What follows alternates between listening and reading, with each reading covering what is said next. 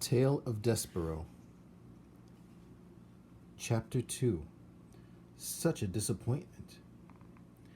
Desperaux Tilling lived, but his existence was cause for much speculation in the mouse community. "He's the smallest mouse I've ever seen," said his Aunt Florence. "It's ridiculous. No mouse has ever been this small. Not even a Tilling." She looked at Desperaux through narrowed eyes as if she expected him to disappear entirely. "No mouse," she said ever again. "Ever!" Desperaux, his tail wrapped around his feet, stared back at her. "Those are some big ears he's got, too," observed his Uncle Alfred. "They look more like donkey ears, if you ask me." "They are obscenely large ears," said Aunt Florence. Desperaux wiggled his ears. His Aunt Florence gasped. "They say he was born with his eyes open," whispered Uncle Alfred. Desperaux stared hard at his uncle. "Impossible," said Aunt Florence.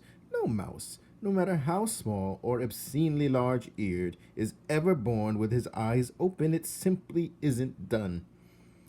"His pa, Lester, says he's not well," said Uncle Alfred. Desperaux sneezed. He said nothing in defense of himself. How could he? Everything his aunt and uncle said was true. He was ridiculously small.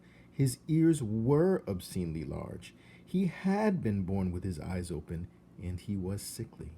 He coughed and sneezed so often that he carried a handkerchief in one paw at all times.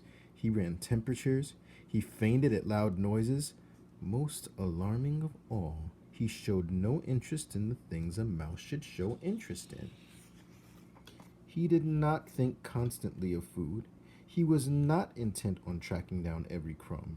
While his larger, older siblings ate, Desperaux stood with his head cocked to one side, holding very still. "Do you hear that sweet, sweet sound?" he said. "I hear the sound of cake crumbs falling out of people's mouths and hitting the floor," said his brother Luce. "That's what I hear." "No," said Desperaux. "It's something else. It sounds like honey."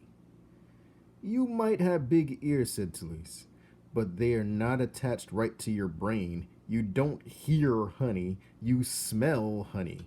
And when there's honey to smell, which there isn't." "Son," barked Desperaux's father, "snap to it.